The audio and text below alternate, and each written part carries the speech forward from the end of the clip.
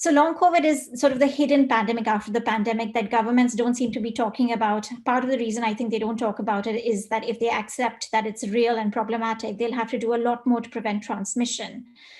Long COVID essentially is persistent symptoms in people following COVID. It's a complex syndrome which is relapsing and remitting. So for example, you can have your initial infection, you can even be well after that for a while, and then you can get multiple symptoms, which makes you really struggle with your day-to-day activity.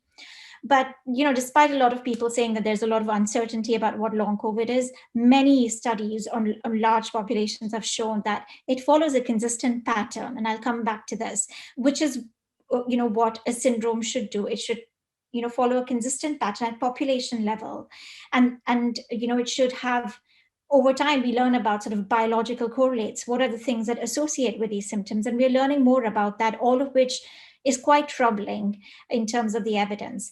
But a lot of scientists even and governments have dismissed this as sort of pandemic fatigue or psychosomatic, not that psychosomatic illnesses in any way, should in any way be dismissed, but more and more evidence is accumulating that this is a complex biological syndrome that affects multiple organs in the body. So, one of the largest studies that was conducted in England on over 500,000 people actually showed that, almost 40% of people who had symptomatic disease with COVID had symptoms lasting for 12 weeks or more. And this was a pretty comprehensive study that looked at about 29 symptoms. And if you look at this, this shows sort of one or more symptoms, two or more, etc. What you find is that, if symptoms kind of persist, let's say at 4 weeks or 12 weeks, the chance of them persisting for longer periods of time is quite high. So symptoms don't tend to resolve as quickly as people suggest. So for example, here we had 15% or more people who had symptoms at 12 weeks. And you can see that for most people who have these symptoms at 12 weeks, they do persist for 5 months or more. I'm not going to go through this in detail, but just to show who's at risk. The people most at risk are women. The risk does tend to increase with age, but that does not mean that young people don't get affected. They get affected less frequently, but less frequent than 40% is still a very big number. So here the rates are about 30%. What we find is people, who are smokers or have had baseline disease are more at risk. Once again, we find great social inequality. So people who live in most deprived areas are far more at risk, and people on low incomes are far more at risk. So once again, I wonder if this is another disease that has been dismissed because it's more common in people who are poorer, more disadvantaged, people who have pre-existing conditions, and also women who are, again, always easily dismissed as sort of, having psychosomatic symptoms. And the studies on this, and this is just one survey that I've put up, but the patterns are very, very similar across studies. So these are the different sort of symptoms you can have. You can have lung symptoms, you can have things like fever, chills, you can have things like palpitations, fainting, and you can have like muscular pains, new allergies, you can have problems with your ear, nose, and throat. And these are the ones that I think are most troubling. You have neuropsychiatry and cognitive symptoms. So you can have problems with memory, problems with concentration, and so on. And the patterns that we've seen across multiple studies show that the most dominant symptoms over time are things like exhaustion, fatigue, and symptoms like neuropsychiatry and cognitive symptoms. All studies show that they actually occur later on and become more and more prominent over time rather than less and less prominent, which is something that's very, very worrying. And it's not something that you would associate with any sort of a psychosomatic disorder. Whereas symptoms like fever and chills, etc., tend to become less common very, very quickly. And again, this is a pattern that's been repeated in many, many surveys. So this is, the official data from the UK, from the Office for National Statistics. We are currently expected to have over 1 million people living with long COVID. So that's almost 2% of our entire population. And that many people have had symptoms for 4 weeks or more. Of those, 400,000 have been ill following COVID suspected or confirmed for 1 year or more. So this is not, what people say, oh, it's just post-flu syndrome, you feel a bit unwell for 2 or 3 weeks and then you're fine. That's not it.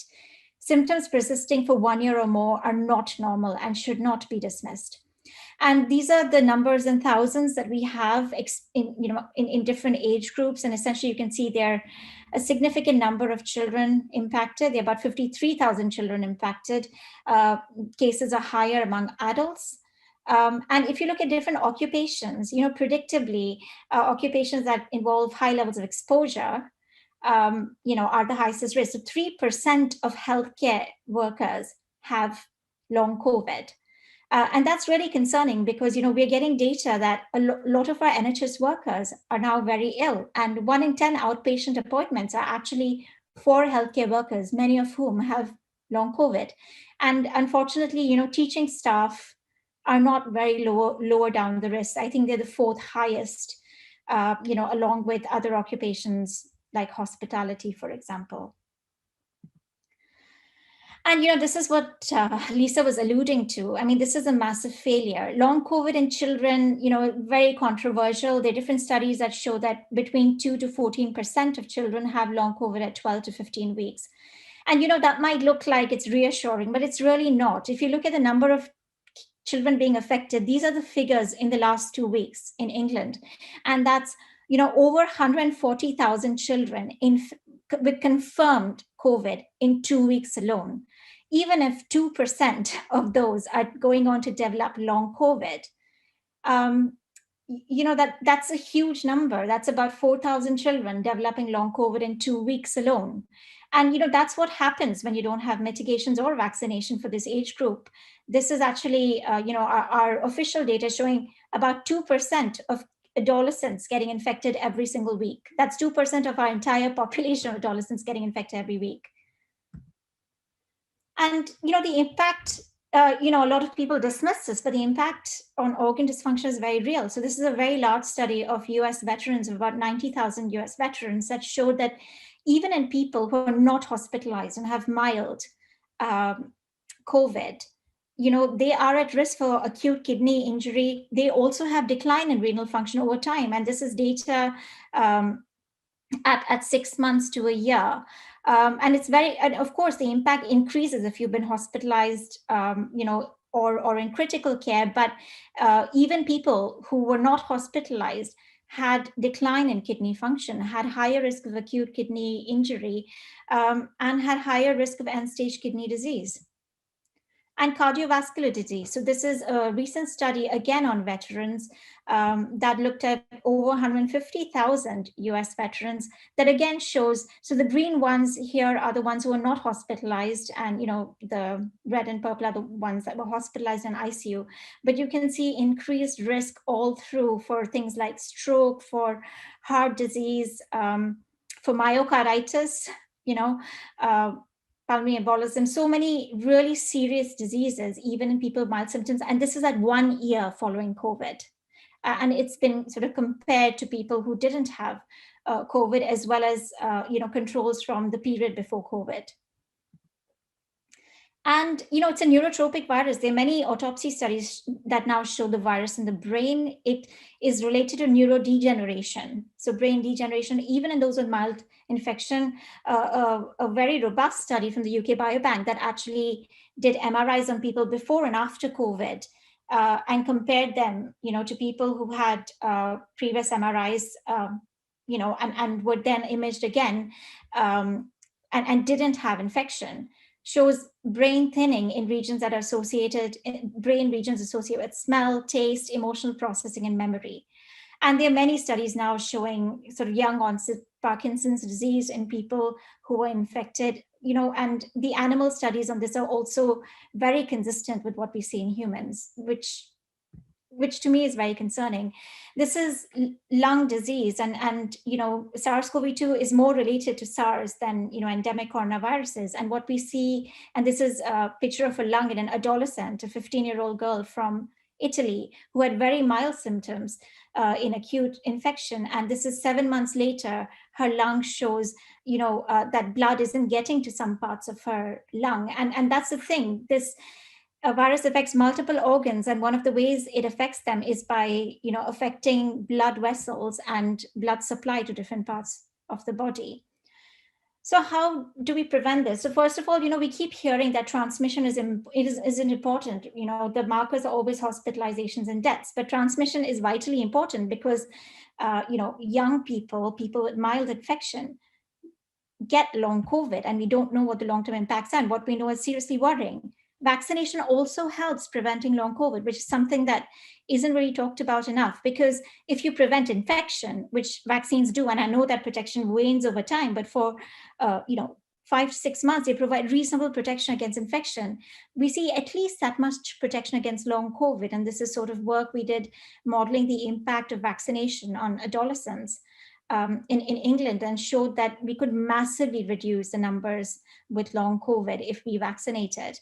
And not only does it reduce infection, but there is some early evidence that it also provides additional protection, reducing the severity and duration of symptoms with long COVID, even in those people who do get infected. So to summarize, long COVID is common. COVID is not the flu. It causes, it can occur in young and healthy people.